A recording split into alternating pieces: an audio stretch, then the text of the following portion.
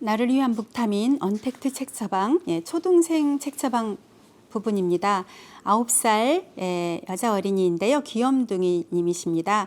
생물을 많이 알고 싶으면 어떤 책을 많이 보면 될까요? 했는데 제가 101가지 신기한 동식물 이야기를 추천합니다.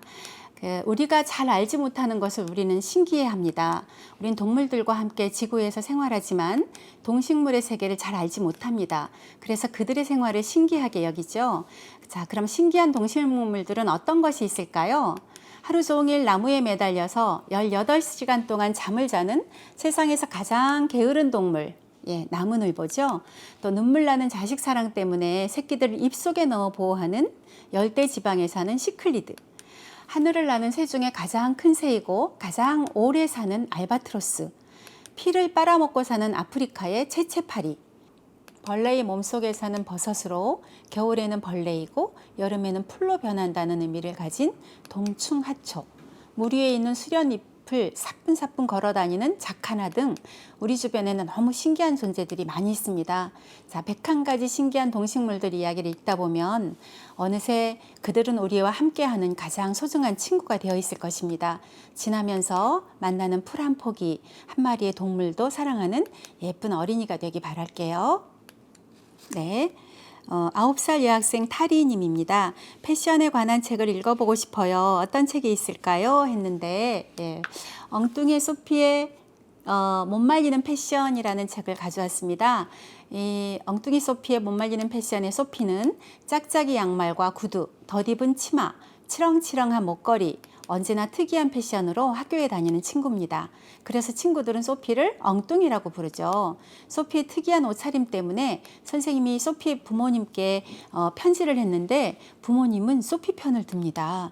어느 날 시내로 나온 소피에게 한 사진사가 다가와서 사진을 찍어요.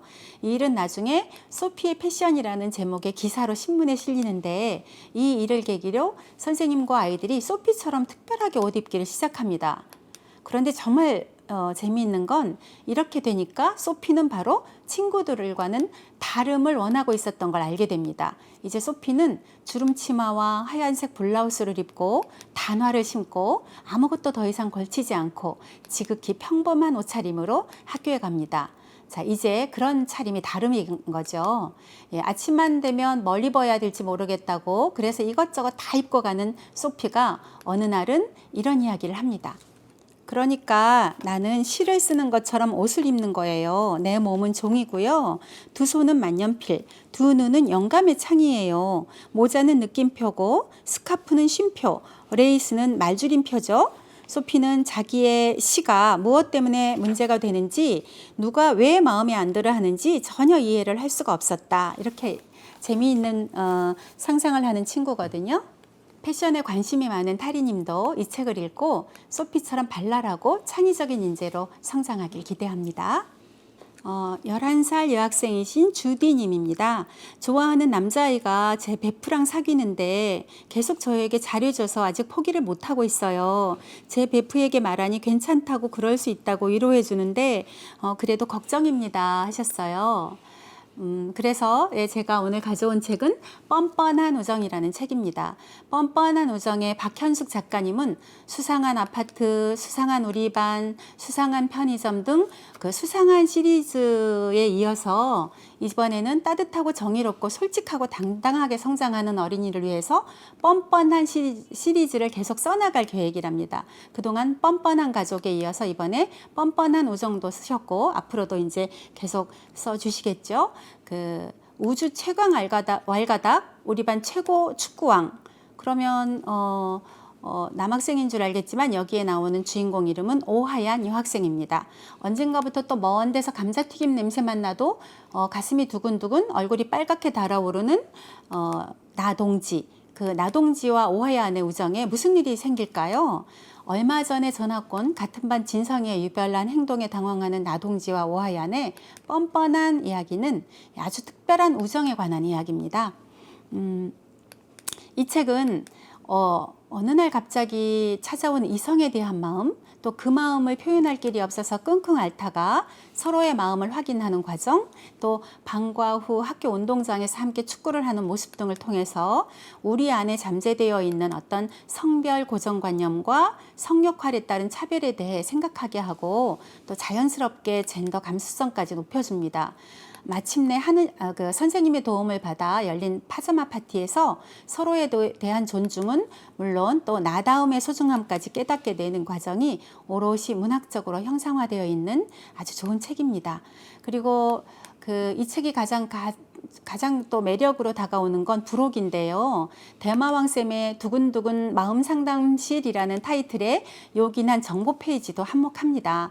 초등학교 현재 교사이자 초등 부모교실 등 여러 권의 책을 펴낸 차승민 선생님께서 막 이성에 대해 눈을 뜨는 아이들이 궁금해할 만한 질문들에 답해주는 형식으로 글을 씁니다.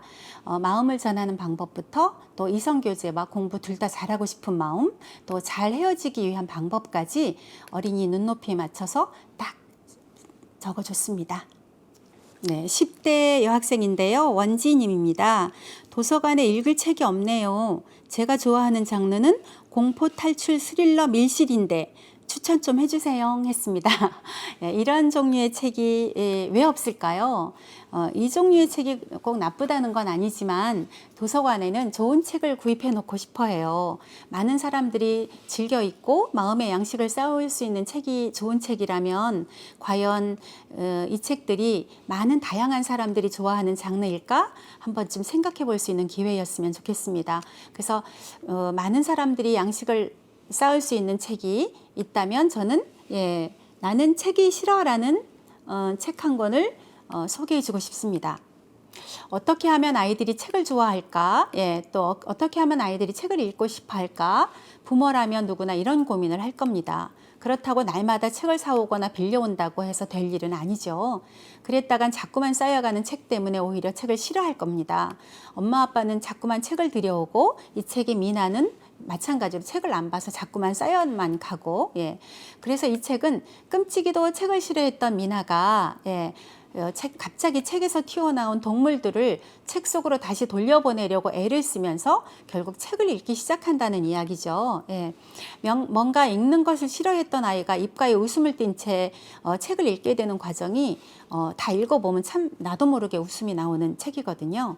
그러니까 이 책에 그 고양이 맥스라는 고양이가 있는데 그 맥스를 구해주려 하다가 그러니까 책더미 위에 올라가 있는 맥스를 구해주려 하다가 그 책더미가 무너지는 바람에 책 속 주인공들이 모두 밖으로 나오는 사건이 벌어집니다. 자, 미나는 어떻게 이 녀석들을 다시 책 속으로 집어넣으려고 했는지, 그리고 어떻게 해서 이 동물들이 다 들어가고 미나는 책을 좋아하게 되는지가 하나하나 읽다 보면 그 비결이 펼쳐집니다. 이 책을 읽으면서 여기 이제 원지님도 어느새 책을 또 다른 많은 도서관에 있는 책들도 잘 읽는 그런 친구가 되어 있길 바랍니다.